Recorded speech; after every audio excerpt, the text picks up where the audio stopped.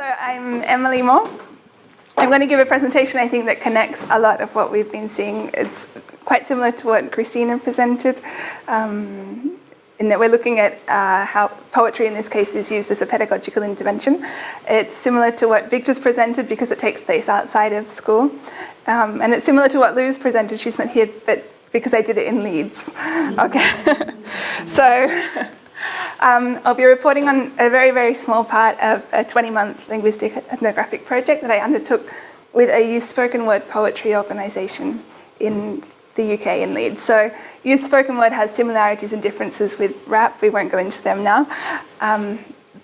The reason I undertook this was because I was interested. I'd done some work on the pedagogical affordances of rap before, and I was interested in this case in youth spoken word as a similar but different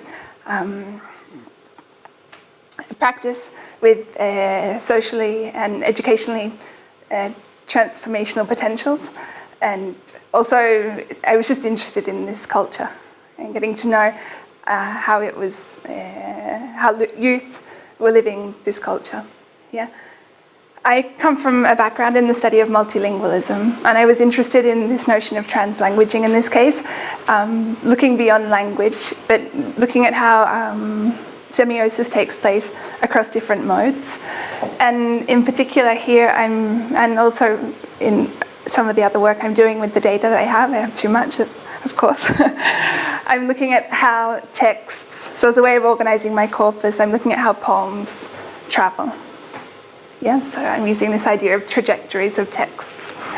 So the guiding question here would be, how can we understand the complexities of the transformations that one particular poem, it's a poem called To Him, written by a 17-year-old, undergoes as it travels across time and space. And my main arguments will be that semiotic transformation, or this notion of resemiotisation, is a way of understanding the practices, the travel that this text undergoes, but also it's a necessary analytical tool. So for me to understand an essentially linguistic production, I need to go beyond linguistics to understand what's happening. Okay, that's the argument I'll try to establish. So the poet is, of course, important in the poem. Okay, so the author of the poem I'll be looking at, To Him, is Becky. It's her real name. She's a 17-year-old, and she was part of the organisation's Poetry Slam team. And I don't know if you know what Poetry Slam is. It's a competitive form of oral poetry. So as part of this team, she was looking for funding. They wanted to go and compete in the United States, and these are her own words. So this is the introduction that she wrote for me and for the public of herself about why she writes. I won't go into it. Basically, she says that she writes to express herself, and she does that through poetry. She also writes a diary. She does it through song. So Becky, I need to talk about her repertoire. So she's plurilingual. Yeah, so she sort of fit within my previous research. She speaks different languages at home. Her parents are from the Ivory Coast. She was brought up in Belgium. She speaks English at school. Yeah, and she's also studied different languages, so great. But she's also a talented singer, and here I use the concept of musilingual, which I don't think is very well known, but it's a term put forward by Fernandez Toro. It hasn't been published. It was in a conference paper. And she talks about it as a condition in which music and language are both involved in a practice. So for Becky, as she'll see, musilingualism is essential to understanding her poetic practice. However, none of these manifestations of...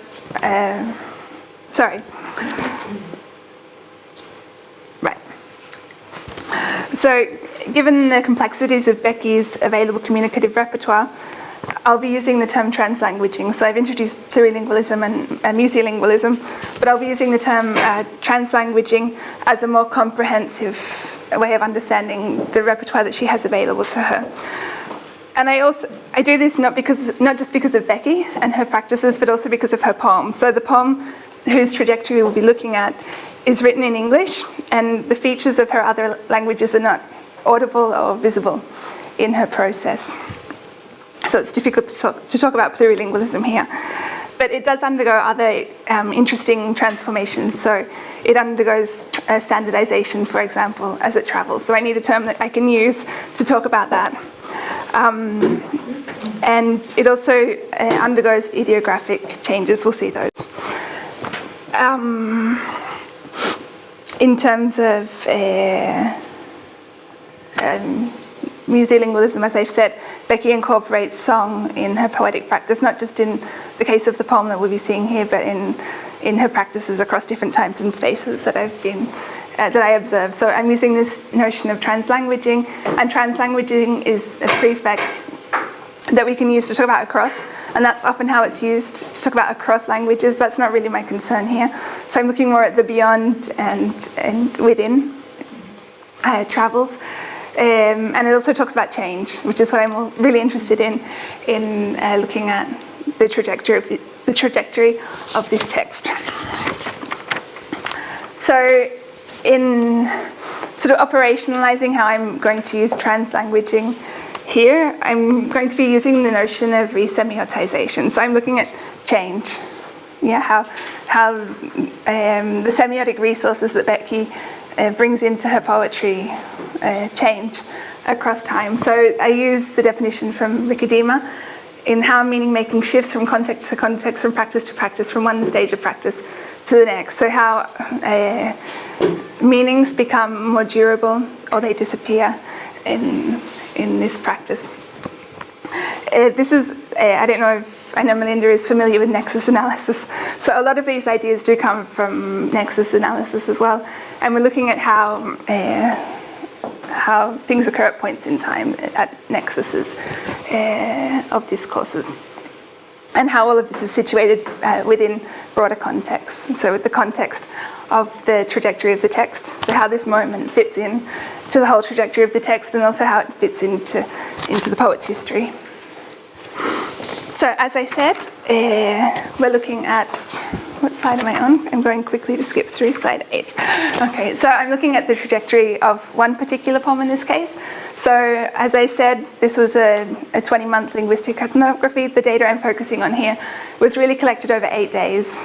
Okay, and it was collected in 3 different spaces, in 3 different workshops. In one less formal one, where it was just the Poetry Slam team that got together to write. That would be the first one. And then 2 more formal after-school workshops with the whole organisation. And I draw on video recordings, also photographs. Yeah, a lot of the analysis that I do normally is interactional. So I record videos, I look at what people are saying. But as you'll see in this case, that was insufficient to understand what was going on, so I needed to look beyond the interactional data. And as I've said, in my research, I had to negotiate a lot with these young poets about how we would work together in the research. I'm very conscious of benefiting alone from their work. I mean, these are their words, it's their poetic productions. It's work that that would normally stay on a page. Yeah, it might go onto a stage, but it's very temporal. And so in making it sort of more permanent, and putting it into academic publications or whatever, I'm interested in how they can also benefit from that, as a way of publishing their work. And this is something we negotiated. So Becky's real name is Becky. I won't give you her surname because I don't think it's the forum for it, but just so that you know, the poets are referred to, and this is maybe an ethical issue we can talk about in the conversation. Okay, so To Him came to life during an informal workshop involving 4 young poets, one of their mentors and myself. And although the workshop was video recorded, as I said, it's not the interactional data from that session that I'm interested in for my analysis. Rather, it's the following photograph, which depicts the first 5 stanzas of Becky's poem, which she wrote silently in a corner.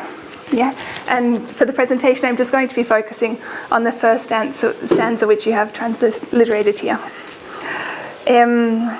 So I'm only going to focus on those observations that are relevant to the whole analysis. So I won't go into the whole poem, but just some observations that help us to see how the poem changes, how it transforms. So what we have here is the first draft of the poem it's in a recycled weekly agenda in her diary.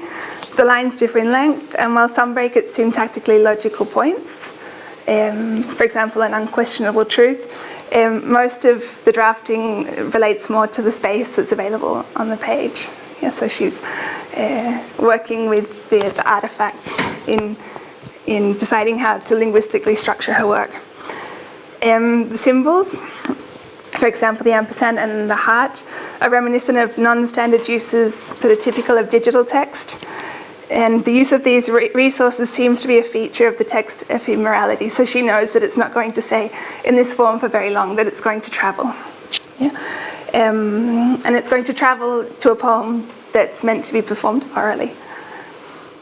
So placing the poem in its historical body, so in a bigger context, it might at first seem like a love story. It talks about, I remember when your lips tasted like gospel, but really what we see here is an intertextual link with the poet's religious life. She's got an active religious life. So the following day, a plenary workshop was held, and the young poet read her draft from the previous day to the group and found that it lacked flow. Yeah. So here are the links with rap. She and her mentor agreed that she should sing the introduction to the poem, so that first stanza, rather than speak it. So for them, speech and music, as I said before, were integrated and equally available for making meaning in Becky's poetic practice. So they weren't separate codes for her or for her mentor. The poet had problems, however, singing the poem as she'd written it in her notebook, so in the first version from the previous day, and with the help of her adult mentor, Saju, they typed it out on her phone. Yeah, and they apparently, from the ethnographic data, added the beat to it. Yeah, so there's a beat written into this version somewhere. So in terms of the transformations from the handwritten to the digital version of the first stanza, the lines have been altered and now tend to start with and end with a natural break for punctuation or for a breath. The stanzas include textual references to the change of mode through repetitions, so like gospel, like gospel, like gospel, so we're orienting more and more to a spoken or a sung text, oldest view times 3. And although, the ampersand, so the and the heart have completely disappeared.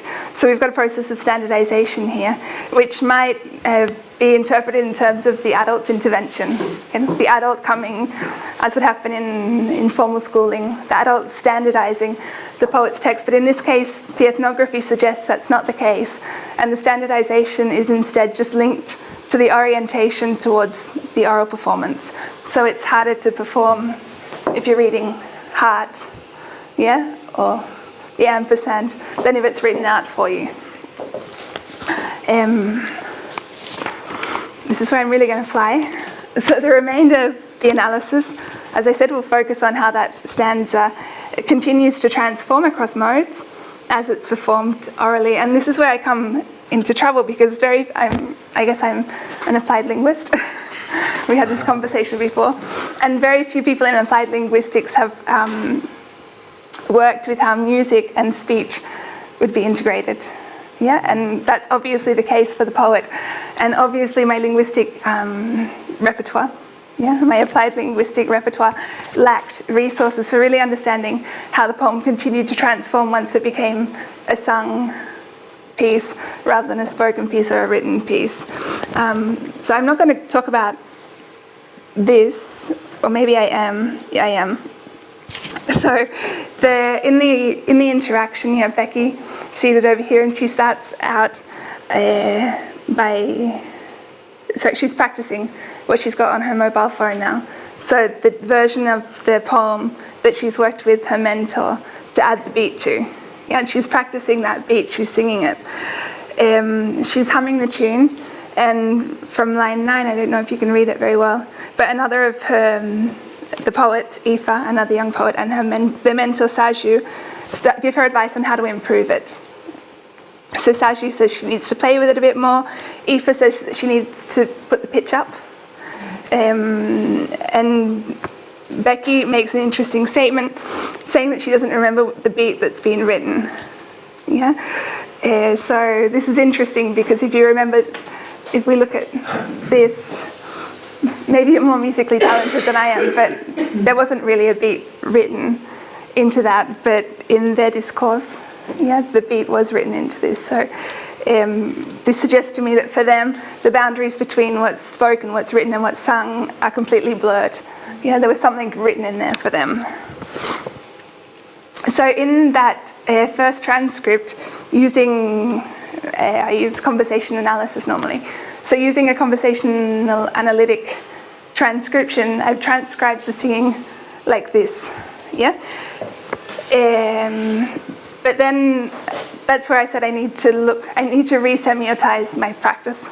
I need to look beyond my own practice to understand what's really going on, because now we're going to have this poem that's travelling as a song.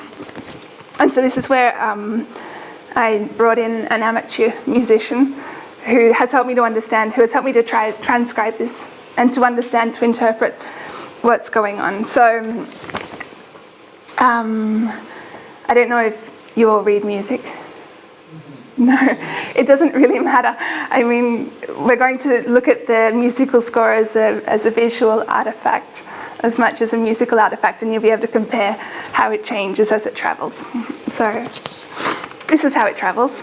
Okay, so the first two versions, the version that we just saw, so this is the first stanza, another performance of the first stanza, and the final performance that I recorded of that first stanza. So just some obvious observations can be made. Obviously, the length changed. So this version is much longer than the other two versions. But we'll look at just one line of the written poem. So every word you spoke would shake me through in the three versions. And this will allow me to go into more depth. So you can visually see changes, I'm sure. But I'm going to walk you through them, and I need to read them because, as I say, I'm also an amateur musician trying to resemiotize my practice.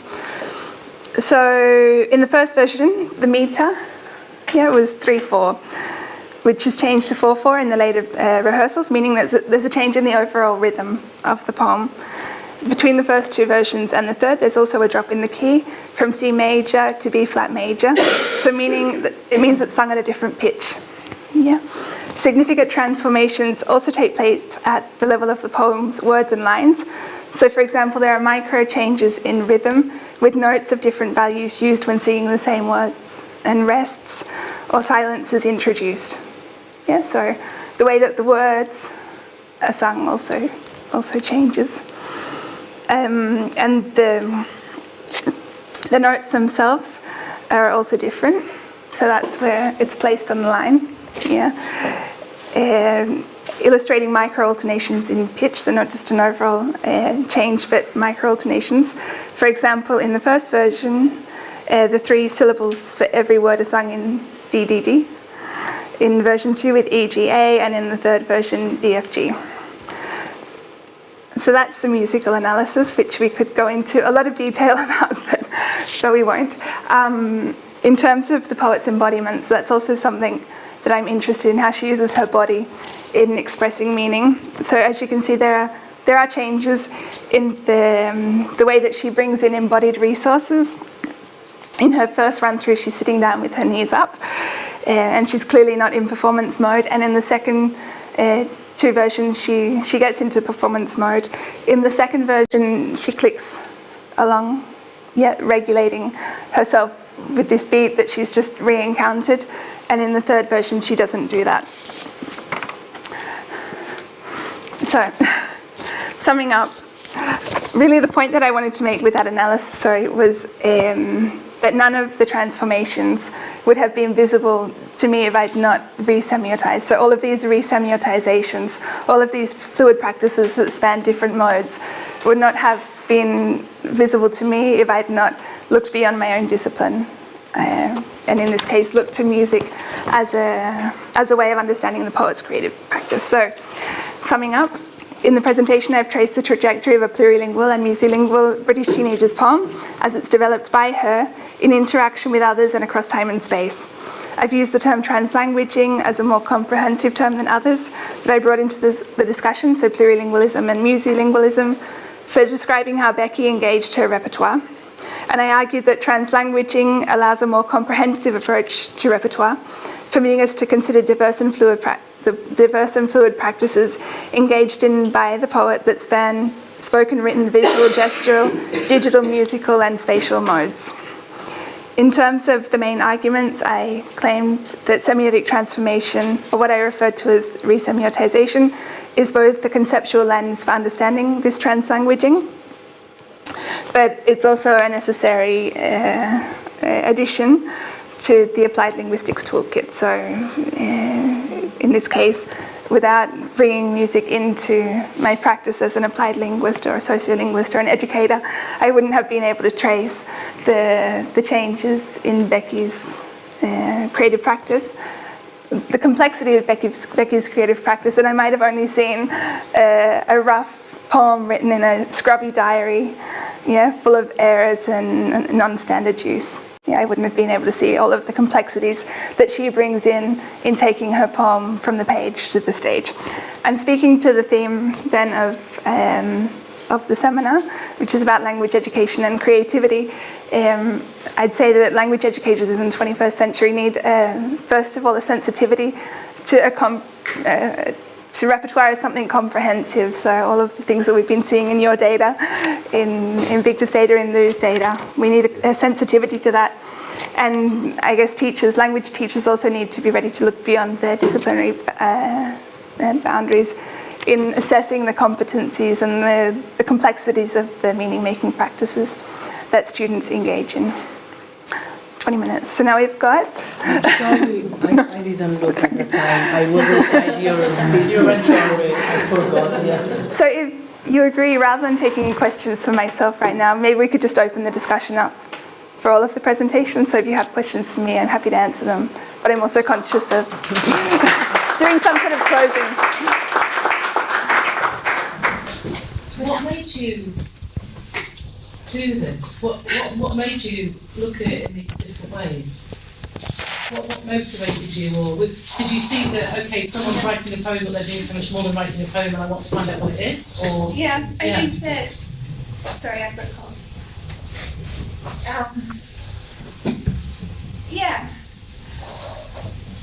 I guess what really motivated me was that the same as around the rap artists that we've been seeing, around these poets, there are lots of negative discourses. There are lots of discourses that frame them as inadequate students, and as inadequate language users. And I guess I wanted to really see what they were doing, to understand what they were doing from their point of view, to understand how they were bringing in their whole repertoire to create meaning in powerful ways. And to have then the tools to argue against these discourses, and say, well, actually what she's doing is really quite sophisticated.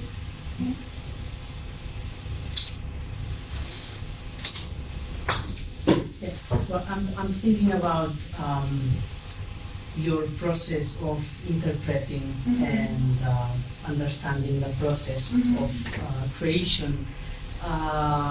And can you expand on your, on your needs, on the weaknesses, and on the constraints of the process that you have felt? As a researcher, or also interdisciplinarity. Have you talked to musicians in order to better understand? So, as I said, the transcriptions themselves, the musical notation was not done by myself. I had the help of a musician to do that, and I also had the help of the musician to talk through what I was looking at. And this is why I needed to read that part of the analysis, because it's still a territory where I'm uncomfortable. I guess I was also uncomfortable as a poet. So it was a whole terrain where I was the newcomer. So I needed the tools to understand the poetic community, as it was operating at this site. And bringing the music in was just another source of discomfort. But one that I think is relevant. Una de las cosas que me gustó de su trabajo, creo que también me lleva a preguntarme realmente cómo los datos te hacen cambiar a ti como investigador. Los datos te hacen cambiar como investigador a interpretar los datos, es decir, respecto a las lagunas que puedes tener de información. Es decir, cuando trabajamos con rap, estamos trabajando con música en cierta forma y a veces lo olvidamos, es decir, no solamente es discurso hablado, es música. Y yo esto muchas veces me he encontrado con los raperos que me dicen, pero tú, ¿por qué te fijas únicamente en lo que digo? Escucha el flow. Sí. Y el flow es a veces lo olvidamos. El flow, y por eso me gustó mucho tu transcripción que lo tomaba en cuenta, es decir, estamos hablando de arte, estamos hablando de música, estamos hablando de letras, pero no olvidemos lo que dice Bakhtin, es decir, que todo esto construye el mensaje. Y tu transcripción, que yo te conozco desde hace tiempo, desde el punto de vista del análisis de la conversación, lo encuentro un reto súper importante, que sería interesante que lo viera Lorenza Mondada, es decir, cómo transcribo esta multimodalidad que lleva incluido la música está presente, es decir, no podemos olvidar el flow, porque realmente lo que ellos reivindican es el flow.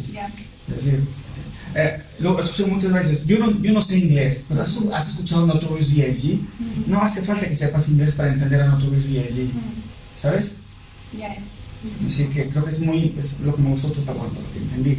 Este reto que te lleva a ti mismo como investigador, es decir, bueno, ¿cómo transcribo esto? ¿Cómo lo hago presente? La complejidad.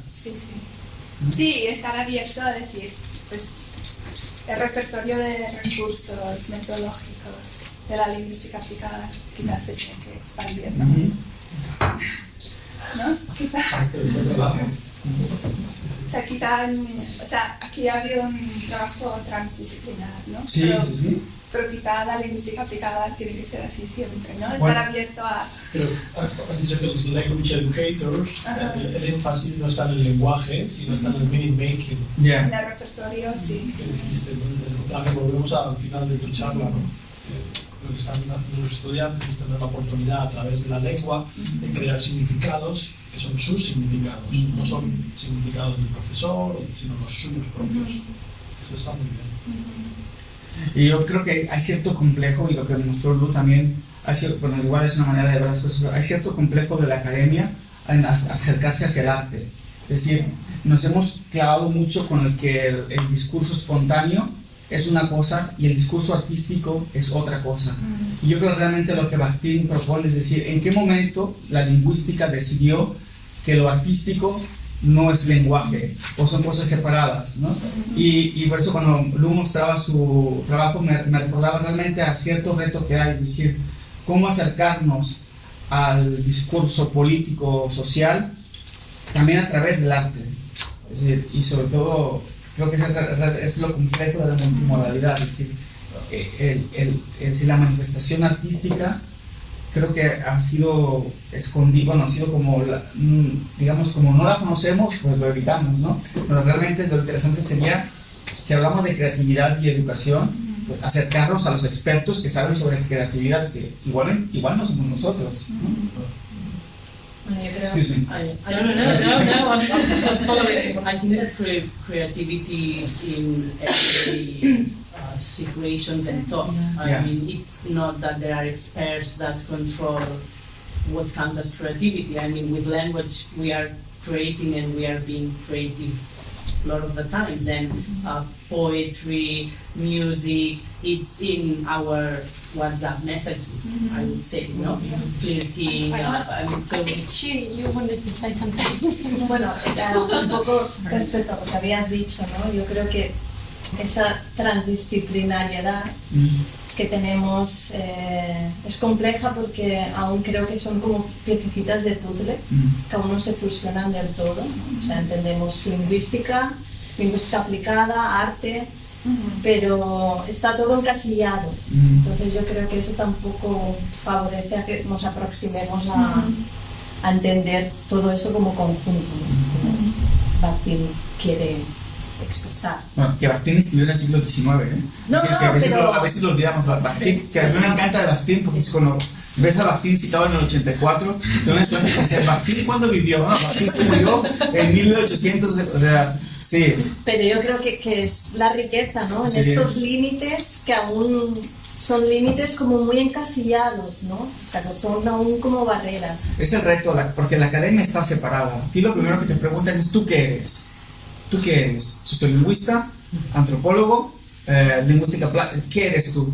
Es que yo en realidad no sé, es que yo no sé lo que soy, ¿no? O sea, a mí me interesa la manifestación del ser humano. Como decía, bueno, me lo conoce mucho mejor que yo, es Candy Goodwin, una mujer que hace análisis de la conversación. O sea, realmente la metodología tiene que ser solamente un pretexto para entender lo final que es el comportamiento humano, ¿no? Y yo a veces creo que nos olvidamos que realmente lo que intentamos entender es el comportamiento humano, y el comportamiento humano pues, es que es súper grande, ¿no? Katrina, you wanted to say something? No, I have things and I don't know what to comment on. I introduced the Spanish here. Sorry. No, but I think there's no doubt that it's creativity, in every, and the definition of creativity, I think it's the same in art or in pedagogy matter. You can see the same patterns of what it is, but it's a question of status also. What is considered from others, what is considered in different domain, as it is in the university, in different domain of sociolinguistic or linguistics etiquettes. No, so it's that question is always there, and you have to be aware of that and so on. But that was a comment for that. And but I was thinking about your comment about flow and the music and everything. What I saw these things is that the text is always the same, no? So the flow and the music give different change the thing, but the text is constant. That is interesting. Yeah. So it gives different meanings. Yeah. Exactly. But still the text is the thing, and I don't know if the same with rap. But maybe the texts are more changing. It's very. Or are you more? No, for example, when I was working with rappers, and then for me it was very incredible to realize the process of creation. They have like change from one. Yeah, they could use different instrumental, for example. Yeah. And then it's not the same song, you know what I mean? And it's the same text, but it depends of the instrumental. Instrumental. The song is different. Yeah. Yeah. That was what I was thinking. Yeah. And then the last comment. It's just a comment. I will also. It's interesting that it's a girl that is the poem and boys that do all the that we have seen today. I guess it's not always like that. Maybe I can say in my data there are some girls as well that rap. Yeah. I mean, girls is all the time a problem for me. Not girls, but the gender question is very important thing. Yeah. And then I have like a deuda, a depth with this kind of stuff, because gender studies is very important for me. But I mean, cada vegada, como se diu, every time that I try to talk about, I found it's like another study. Yeah. And then for example, I contacted with some rappers girls here, Latino rappers girls, Chileans and Peruvian, and I have the impression it's like my story about Latino identity, all that kind of stuff, is very masculine story. Yeah. It's not a feminine story, and then is the way that I found that not to mix the story, you know. And when I write articles about that, I point all the time that this is very masculine story, very hyper masculine, hyper masculinity story. And they are very different. Yeah, I think. Es no, perdona. Hablar en castellano. Sí. Me han gustado mucho las últimas intervenciones relacionadas con el rap, sobre todo las que tenían que ver con aplicaciones dentro de las aulas, ¿no? Porque estos últimos años hemos observado que se ha producido el fenómeno de introducir todas estas modalidades y sobre todo de poesía oral improvisada. El tema de la poesía oral improvisada, que viene desde el folclore, que esto tanto en Latinoamérica como aquí en los países mediterráneos y en todo el mundo, en una década ha experimentado un boom. Barcelona yo creo que es modélica en experiencias didácticas de introducir el folclore de la corranda escola, de las glosas, de la poesía oral en la escuela, y todo el sistema de fomentar la creatividad dentro de las aulas, que eso se enseña. Entonces a veces han venido equipos cubanos como el 10 Pimienta y vienen aquí y se admiran del caso del País Vasco con los versolaris, que a pesar del euskera, que puede ser difícil, tienen más de 60 versoescolas que todos los días abren y recogen a miles de alumnos para enseñarles a pensar en verso, para enseñarles todas las rimas, todas las formas de creatividad, de metáfora. Y esto que en el rap es las batallas de gallos, los combates, para que ellos puedan tener un repertorio de cientos o miles de rimas en la cabeza. Y eso yo lo he visto aquí en Barcelona, en escuelas de primaria, y es admirable, ¿no? Pero el fenómeno dicen que es desde hace bien poco, cuando se le ha quitado el folclore, los temas folclóricos. Y ahora los temas de las canciones de poesía oral improvisada en el mundo pueden tratar cualquier tema, como el rap, temas urbanos. Entonces estamos en un mundo, y aquí en Barcelona se han hecho experiencias de rap y poesía oral improvisada, de confluencia, y hay ahora una época bonita de ver esto cómo se transpone didácticamente a la escuela. O sea que es un tema de absoluta actualidad, ¿no? Que nosotros lo vemos en Valencia. Ayer fui a visitar a un alumno que quería trasladar, ahora estamos en fallas, entonces se hacen unas músicas populares de que van por las casas improvisando versos, y uno dice, no, yo esto lo quiero trasladar a la escuela, ¿sabes? Ver qué puedo.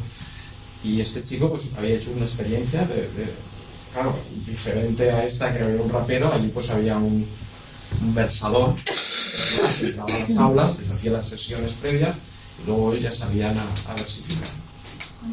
Por eso la creatividad creo que se enseña, ¿no? Y la creatividad del rap, la creatividad de la improvisación tiene su método, tiene su teoría. Yo esto estuve en Mallorca haciendo una estancia de investigación, yendo a las glosas de los pueblos, y entonces me encontré al famoso Churí. Allí hay un versificador muy importante, Mateu Churí, y a mí me sorprendió mucho, ¿no? Dice, no, yo tengo el diccionario abierto 24 horas en la pantalla del ordenador, pero por cómo acaban las palabras, no por cómo empiezan. O sea, porque yo tengo que tener rimas en la cabeza, porque si me sale uno, pueden estar 24 horas hasta que aguante el cuerpo sin parar, con rimas bastante complicadas. Yo quisiera decir una cosa solamente respecto a este debate, no es debate, pero yo estuve viviendo en Francia 3 años, ahora últimamente haciendo un postdoc. El debate slam, rap, está súper presente en Francia, porque se dice, para los estudiosos del rap, que el slam siempre es mejor aceptado por la escuela, porque focaliza su atención en la lengua y en la creatividad en los versos. Pero en cambio el rap siempre es como más limitado, porque siempre se le ve como si fuera un género inferior, y porque hay una cuestión que no entendemos, que es la cuestión musical, y como no se entiende, se rechaza. Hay mucha la idea de que el rap no es música, que es fácil, o que cualquiera puede hacer rap, ¿no? Yo creo que, por eso yo digo, desde la escuela, digo, está bien que nos fijemos en el rap como una cuestión lingüística, pero no desdeñemos la cuestión de la creación musical y del ritmo y del flow, que es lo que dice Pennycook. ¿Qué construye el flow? Y es súper importante. El flow está construido entre la palabra y el significado, el ritmo, y una cosa que me parece súper interesante, que es el silencio.